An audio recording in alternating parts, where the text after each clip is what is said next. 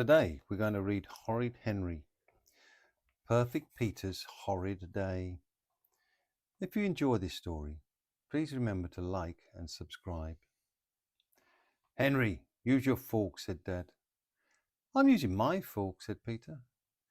Henry, sit down, said Mum. I'm sitting down, said Peter. Henry, stop spitting, said Dad. I'm not spitting, said Peter. Henry, chew with your mouth shut, said Mum. I'm chewing with my mouth shut, said Peter. Henry, don't make a mess, said Dad. I'm not making a mess, said Peter. What? Said Mum. Perfect Peter was not having a perfect day.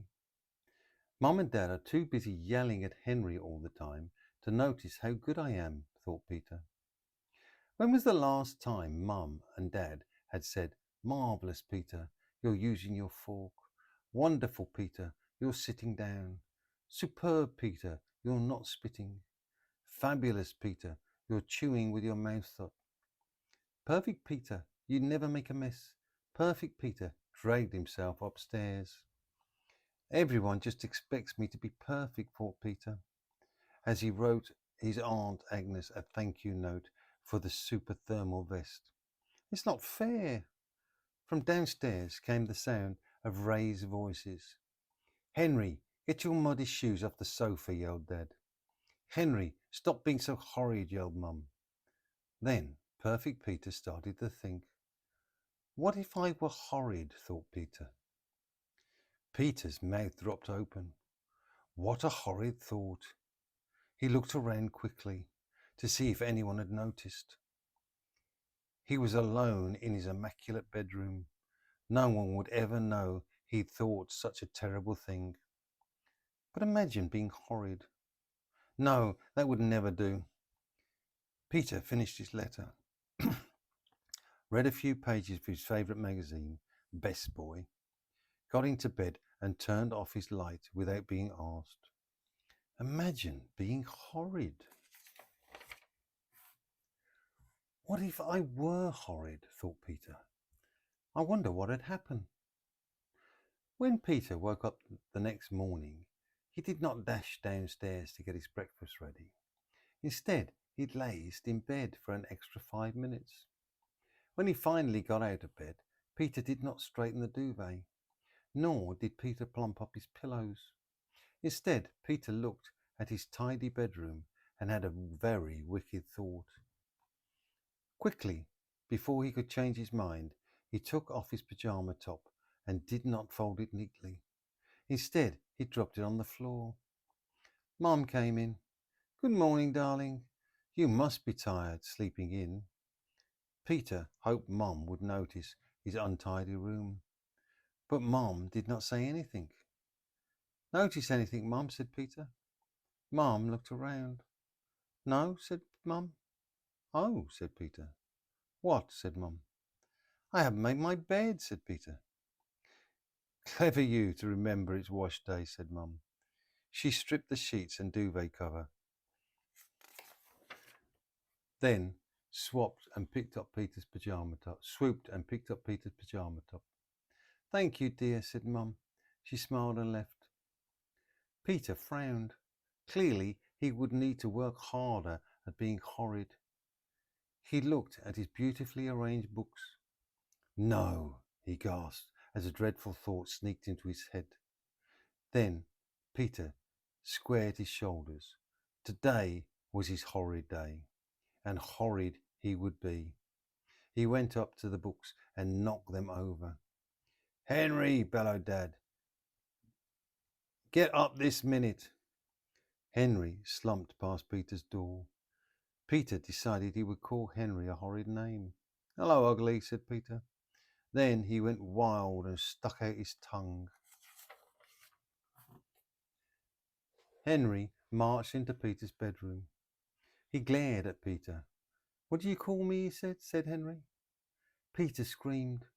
Mom ran into the room. Stop being horrid, Henry. Look what a mess you've made in here. He called me ugly, said Henry. Of course he didn't, said Mum. He did too, said Henry. Peter never calls people names, said Mum. Now pick up those books you knocked over. I didn't knock them over, said Henry. Well, who did then? The man in the moon, said Mum. Henry pointed at Peter. He did, said Henry. Did you, Peter? Asked Mum.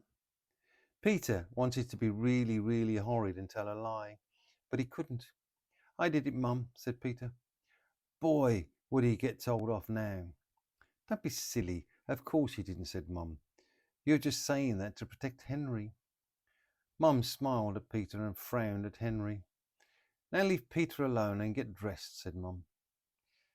But it's the weekend, said Henry. So, said Mum. But Peter's not dressed. I'm sure he was just about to get dressed before you barged in, said Mum. See, he's already taken his pyjama top off. I don't want to get dressed, said Peter boldly. You poor boy, said Mum. You must be feeling ill. Pop back into bed and I'll bring your breakfast up. Just let me put some clean sheets on. Perfect Peter scowled a tiny scowl. Clearly, he wasn't very good at being horrid yet. He would have to try harder. At lunch, Peter ate pasta with his fingers. No one noticed. Then Henry scooped up pasta with both fists and slurped some into his mouth. Henry, use your fork, said Dad. Peter spat onto his plate. Peter, are you choking? Said Dad. Henry spat across the table. Henry, stop that disgusting spitting this instant, said Mum. Peter chewed with his mouth open. Peter, is there something wrong with your teeth? Asked Mum. Henry chomped and dribbled and gulped with his mouth as wide open as possible.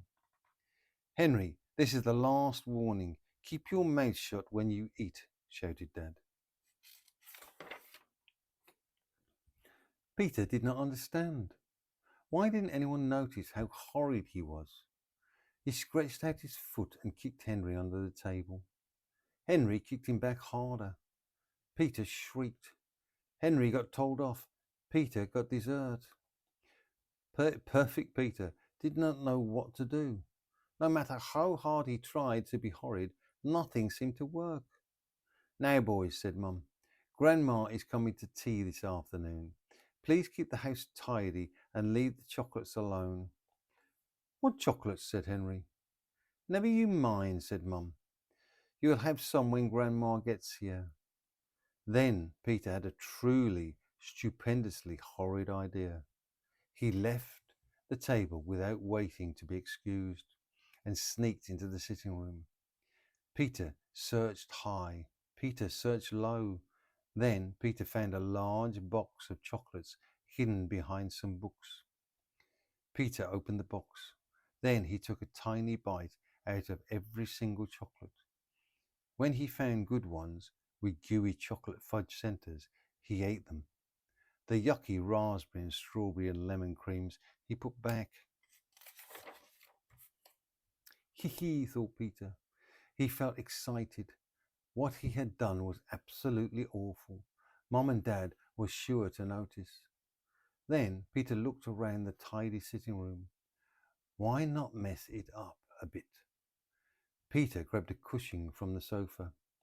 He was just about to fling it on the floor when he heard someone sneaking into the room. What are you doing? Said Henry. Nothing, Ugly, said Peter. Don't call me ugly, Toad, said Henry. Don't call me Toad, Ugly, said Peter. Toad, ugly, Toad, ugly. Mum and Dad ran in. Henry shouted, Dad, stop being horrid. I'm not being horrid, said Henry. Peter is calling me names. Mum and Dad looked at each other. What was going on? Don't lie, Henry, said Mum. I did call him a name, Mum, said Peter. I called him Ugly because he is ugly. So there. Mum stared at Peter. Dad stared at Peter. Henry stared at Peter. If Peter did call you a name, it's because you called him one first, said Mum. Now leave Peter alone, said Dad. Mum and Dad left. Serves you right, Henry, said Peter. You're very strange today, said Henry. No, I'm not, said Peter. Oh, yes, you are, said Henry. You can't fool me. Listen, Want to play a trick on Grandma? No, said Peter. Ding dong. Grandma's here, called Dad. Mum, Dad, Henry, Peter, and Grandma sat down together in the sitting room. Let me take your bag, Grandma, said Henry sweetly. Thank you, dear, said Grandma. When no one was looking, Henry took Grandma's glasses out of the bag and hid them behind Peter's cushion. Mum and Dad passed around tea and homemade biscuits on the best china plates. Peter sat on the edge of the sofa and held his breath. Any second now, Mum would get out the box of half-eaten chocolates. Mum stood up and got the box. Peter, would you like to pass round the chocolates? Said Mum. Okay, said Peter. His knees felt wobbly. Everyone was about to find out what a horrid thing he had done. Peter held out the box. Would you like a chocolate, Mum? Said Peter. His heart pounded. No, thanks, said Mum. What about me? Said Henry. Would you like a chocolate, Dad? Said Peter. His hands shook. No, thanks, said Dad. What about me? Said Henry. Shush, Henry, said Mum. Don't be so rude. Would you like a chocolate, Grandma? Said Peter. There was no escape now. Grandma loved chocolates. Yes, please, said Grandma. She peered closely into the box. Let me see. What shall I choose? Now, where are my specs? Grandma reached into her bag and fumbled about. That's funny, said Grandma. I was sure I brought them. Never mind. Grandma reached into the box, chose a chocolate, and popped it into her mouth. Oh, said Grandma. Strawberry cream. Go on, Peter, have a chocolate. No, thanks, said Peter. What about me? Screamed Horrid Henry. None for you, said Dad. That's not how you ask. Peter gritted his teeth. If no one was going to notice the chewed chocolates, he'd have to do it himself. I will have a chocolate, announced Peter loudly. Hey, who's eaten the fudge ones? And who's taken bites out of the rest? Henry, yelled Mum. I've told you 1,000,000 times to leave the chocolates alone. It wasn't me, said Henry. It was Peter. Stop blaming Peter, said Dad.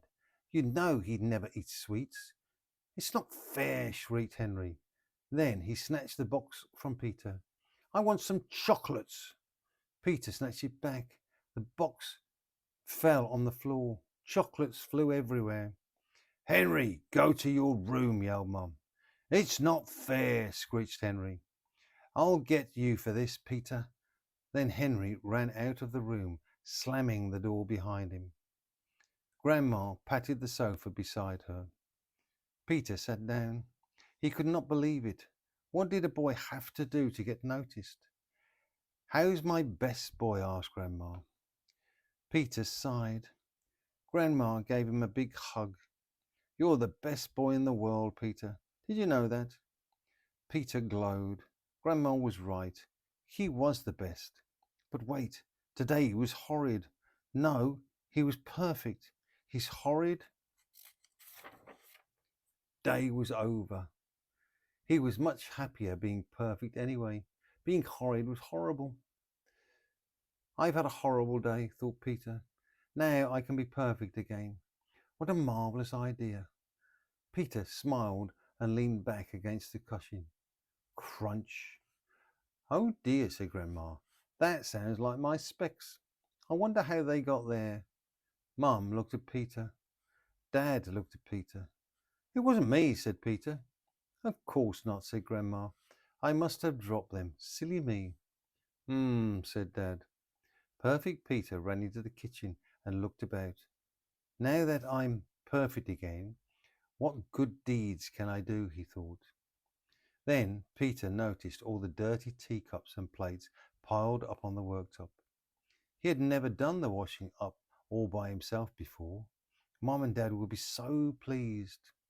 Peter carefully washed and dried all the dishes. Then he stacked them up and carried them to the cupboard. Boo! Shrieked Horrid Henry, leaping out from behind the door. Crash! Henry vanished. Mum and Dad ran in. The best china lay in pieces all over the floor. "Peter!" yelled Mum and Dad. "You horrid boy!" yelled Mum. "Go to your room!" yelled Dad. But, gasped Peter. "No buts!" shouted Mum. "Go!" "Oh, my lovely dishes!" Perfect Peter ran to his room. "Ah!" shrieked Peter.